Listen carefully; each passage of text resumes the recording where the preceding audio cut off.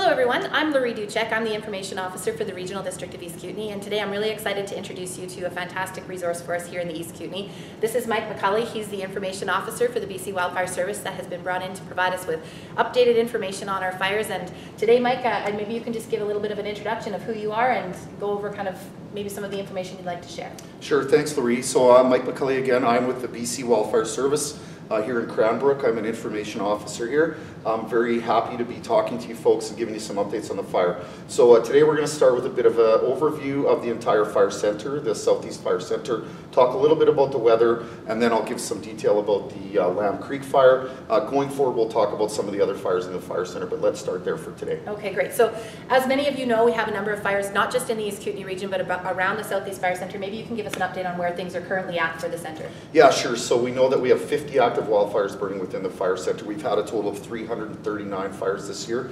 Of those 339, 257 have been lightning caused. The rest have all been human caused. So certainly something we're concerned about. We just can't afford to have those human caused fires. It takes our resources away from fighting the lightning caused fires. So that's kind of the overview for the fire center, Laurie. All right, moving back kind of closer to home here and into some of the issues that we've got going on in the East Kootenay, maybe you can just touch on sort of what you've been brought here to do and what you're overseeing. Yeah, of course. So I'm working here out of Cranbrook, obviously, and we'll be dealing mostly with the fires within the Cranbrook fire zone.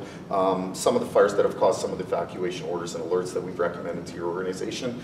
Specifically today, I thought I would talk a little bit about the Lamb Creek fire near Moy Lake. I thought I'd start there if that's good. So this is our fire that we have going. Currently the fire is just over 1,600 hectares in size. This is the fire perimeter around the red line here. And the pink area is the evacuation order area that we've recommended. So in terms of what's happening on that fire today, Laurie, we know that we have quite an extensive group of crew. We've got around 55 ground crew working at the head of the fire. Generally the winds from here are prevailing from the south, so this is our active head. We have resources downwind, obviously, resources all around, but we're focused right now on putting some handguard in around the top of the fire. And what you'll see our crews doing over the next little while is building their line and then very cautiously and slowly burning off the fuel by hand from those guard lines back to the head of the fire. It's an extremely effective technique that we use. Fighting fire with fire is probably our best tactic that we have out there. So people can expect to see that. They'll see smoke, they'll see flames. That's what's going on in there. We do it very safely. We have initial attack crews on standby in case they're spotting over the guards that we built. But it certainly does help us. If we do not remove the fuel from a guard line, the guards simply aren't as effective. So on top of that, we do have machine guard that we're putting in play down between the lake and the fire. I know that yesterday we used some air skimmers on the fire. They were skimming water out of the lake, dropping it on the fire. What they're doing there is they're not putting the fire out by any stretch. We don't use aircraft to put those fires out. We're simply cooling the ground off to let our ground crews get in there and do that good hard work. We have to make it safe for them, which includes not having them working where there's raging walls of fire, and also underneath aircraft dropping water. So that's what you'll see. You'll see aircraft skimming water off the lake, applying it here, and then getting out of the way so our ground crews can come in and build those guards that we're using to protect the communities. Right, so maybe just to reiterate, so when we hear you talking about you're working on the north flank or the north head of the fire, yeah, it's this end of the fire right around where my hand is curving. Maybe you can just give an update on kind of the south end and what's happening there. You did touch on it, but for those people that are on this end of the lake, maybe some of the guard line or containment line that you were referring to, what's happening there? Yeah, certainly. We have run machine guard off of some of these roads. These on here are logging roads and other roads. So what we'll do is we'll use the features that are in play, and we're tying in off of those lines, again, working around here.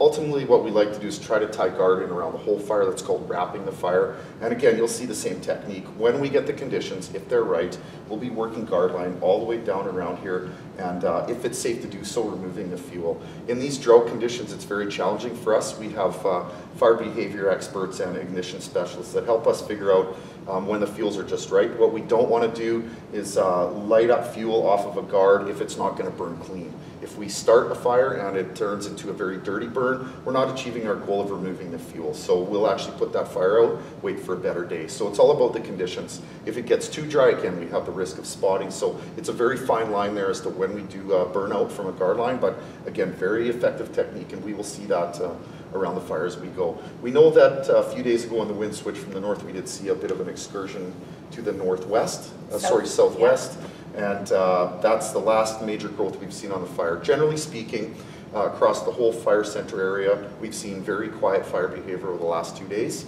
Okay.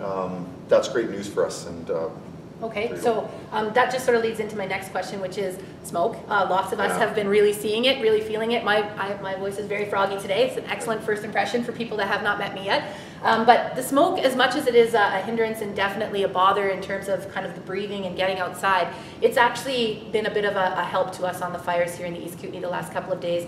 Maybe if you could expand on why that is. Yeah, certainly, and I know that for people smoke is challenging, but for us, if you look outside today, it's calm, but it's smoky. So what the smoke does is it keeps the ground temperature quite low, anywhere from 6 to 10 degrees lower than you would see if the smoke burnt off. Lower temperatures means quieter fire behavior. It also increases the ground humidity. So humidity is very important for firefighting. It keeps things a little bit cooler, a little bit more moist, and again, reduces that fire behavior. So when we have smoke like we've had the last couple days, combined with calm, non-windy conditions, that helps us a lot in terms of our fire activity. It makes it safer for our crews to get in close to the fire and do that hard work. One of the challenges though is, as people will know, it's hard to fly aircraft in the smoke. So it's a very fine line there. Again, we know that yesterday we did use skimmers here, so we got enough visibility to fly those aircraft. A pretty good day for us in terms of fire suppression. And that's fairly relative across the entire area right now.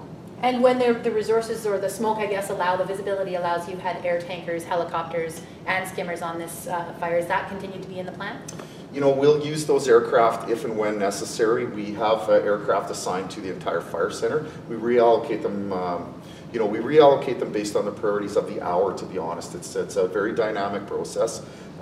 We have them moving between airport and tanker base all day, and we'll use them accordingly. So at any given time, folks can expect to see that. They can expect to see aircraft skimming out of the lake, possibly air tankers. There's no real set strategy in the morning. If we need them, we use them. Great. Yeah. And just one of the questions that I wanted to maybe have you touch on, and I know it's on the minds of many people, is just looking at this pink area and looking at kind of it's on the sort of the first lake and on the second lake. Maybe you can explain how it is that the BC Wildfire Service goes about looking at and recommending alerts or orders based on kind of what we're seeing here on this map. Yeah, for sure, Laurie, and I know that's a really challenging piece for folks.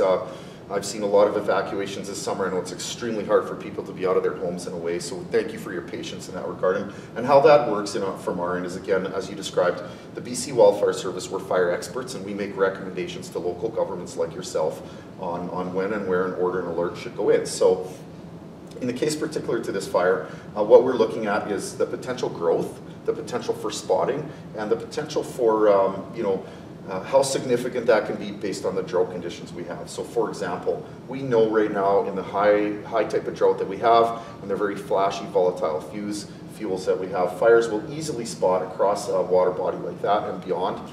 So that's why we have to look out down the road and see where our fire might grow, how fast it might grow, and what that might cause us. And that's why we make these recommendations. We know that if the winds turn from the north, we're going to have growth on the south end, which is why it's pink on this edge. Currently the winds blow from the south, which would cause us to be concerned upstream. And we prioritize those values always when we're looking at what we're doing. But generally speaking, in British Columbia right now, including this part of the world, in fact, probably one of the driest portions of the province right now is right here. We know that these fires can take runs of several kilometers in a matter of hours, and if you're in a grassland fuel type, even in a matter of minutes. So our priorities are life of our first responders, and then life and property of the public, and that's exactly what we're doing. That's why we've made these recommendations. It's just the very dry fuels, the very volatile conditions, and the fire behavior we've already seen leads us to try to determine what's going to happen here. Well, and certainly the changing winds in this region have been a factor for you over the last couple of weeks particularly. And looking ahead, I know that wind is always something that we're looking at and hearing, and the reports that come to us, wind is always a factor, and we've got some wind at play in the next few days. We sure do. The three factors for fire behavior in a very general sense are fuel, topography, which is slope of the land, and wind, weather, for example. So the forecast, which is something I always like to touch on, you'll hear me talk about that each time we do a briefing, for this area is continued weather like we're seeing today into probably late Friday. Similar to yesterday and similar today, very calm, low-hanging smoke, which again is good for us. But beyond that, there's a change coming, and we're not sure what that's going to bring yet, Lorene. We know that it's going to come with some wind, but we don't know if it's going to come with any precipitation. There might be some lightning in there as well. So certainly we are looking at some challenging conditions coming forward. Ideally, we would take some precipitation and have calm conditions that allow us to get in and continue our efforts. But what we're seeing in the forecast out towards Friday and Saturday could lead to some extreme growth on some of our fires. So we're certainly bracing for that. We'll be reallocating our resources and our priorities accordingly. And then beyond Friday, we're back to a bit of a warming trend. I know that it's getting into mid-September now. We're just not seeing any real relief in sight in terms of the forecast. So again, not sure exactly what this cold front is going to bring us on the weekend, but we're going to be watching it very closely. All right, we'll continue to communicate. So this is the first in what's going to be some ongoing communication between the BC Wildfire Service and ourselves, trying to get it out to you. We know that the people that live, for example, today in this area, but really on any of our fires in the East Kootenay, are scattered not just here, but far and wide. So this is a means that we have to be able to get the message out no matter where you live, and we're going to continue to use this tool and many others over the next couple of days to try to make sure that you're feeling informed and supported. Of course, we do have an information line. We're trying to staff it for sure 8 a.m. to 8 p.m. You can give us a call at 250-426-2188, and if it's after hours and we're not there, sometimes if I'm there late into the evening, we're still answering phones as long as we're physically present, but if we aren't present, we do have a recorded message on the machine. It's the most updated information that we have, and then if you'd like to leave your name and number or you need more information, certainly we will call you back, or if it's something specific to the fire situation or fire questions, we'll connect you with Mike. So we'd like to thank you for joining us today. Is there anything else you wanted to add? No, thanks Lori for having me. Just appreciate your patience, folks. We are working through this. Winter is coming eventually, and if you do have questions about other specific fires, you can look at our website. It's bcwildfire.ca. Check our fires of note page, and we'll continue to try to keep that informative for you. So thanks again for your patience. All right, and tomorrow we're going to feature sort of more overall look at some of the fires around the East Kootenay, and we'll continue to feature different things throughout the coming days. Thanks again for joining us, and we'll talk to you soon.